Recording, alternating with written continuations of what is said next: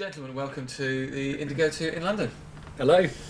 So, have you been, as being international rock stars, I kind of expected you to sort of landed here in a Keane-themed helicopter, having just performed a gig in the Caribbean or something. Is that actually the reality?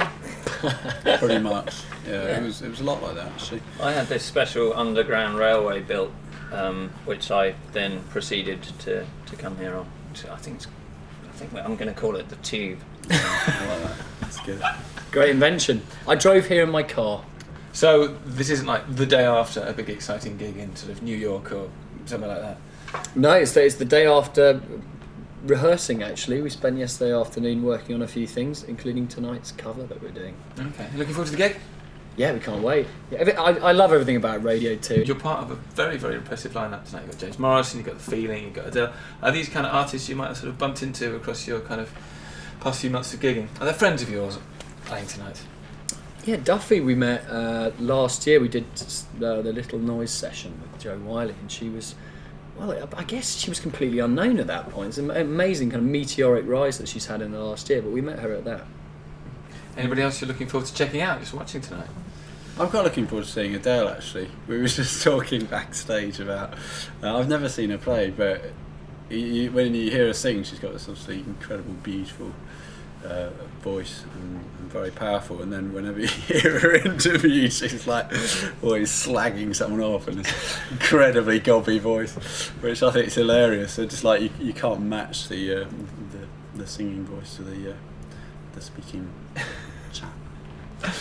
But it's been quite a strange year for you, because you must have started the year kind of still in the studio, kind of enclosed in a little box somewhere recording, and then kind of this year you've been flung back into the limelight like blinking rabbits in front of an oncoming lorry to kind of face all the promotion. I've just got this image of you like go quick, pelting quick, rabbits the album out. is out, go. Has it been kind of strange being sort of flung back into the public eye again with this new record? Not really, because we've done it before. But yeah, but there was a longer gap this time, wasn't there? well, we kind of finished touring in the summer last year, and we thought about going straight back into the studio, and then we thought actually we'd quite like a rest and give Tim a bit of time to do some writing. So we took about 6 months off, and then it got to January, and we just felt kind of raring to go. We had a bunch of really incredible songs. We felt kind of refreshed and enthused and excited, and we got straight into the studio. So we've had an incredible year. 6 months making what we feel is by far and away the best record that we've made so far.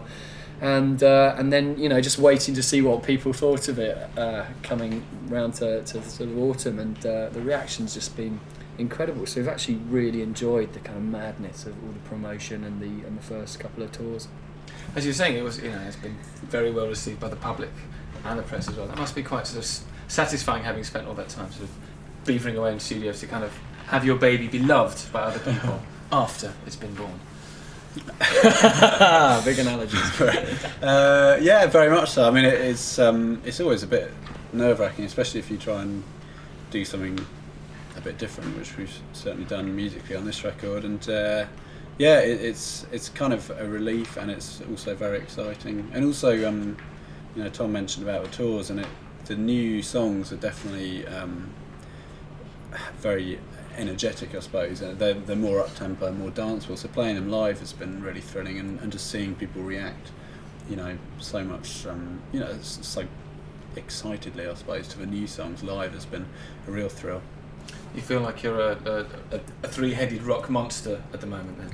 Not me personally. Well, you as one of the three heads, you as one of the is it Cerberus, the sort of three-headed devil dog of the underworld, am I right? Do you feel sort of newly invigorated with this new material in the set then? Yes. I could see that you do question somebody, just think, he's just going to say yes to this question with much too long. What's next then, after you've played this evening? More gigging? I don't know. We're going to France. We're going to France tomorrow night, and then we're coming back.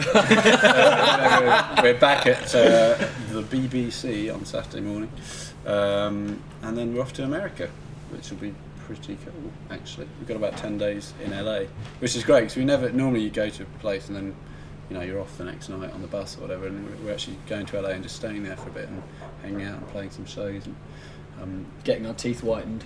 Exactly, yeah. A bit of liposuction and some sunbathing. That'd be fantastic if you did come back from America all with like those veneers, incredible deep tans, massively bouffant hair. It could be a whole new look for you. What are you saying? I'm not saying anything that your teeth aren't perfect or you need a tan. It would be quite funny. Do you remember when Radiohead did those photos of like their sort of idealised image of themselves? And they all just slightly changed, slightly sort of improved, but totally freaky. I think it would be a bit like that. That's a little bit what LA is like sometimes, isn't it? Quite weird. Well, best of luck with the gentlemen, and enjoy the gig this evening, and thanks very much. Thank you. Thanks a lot. very much.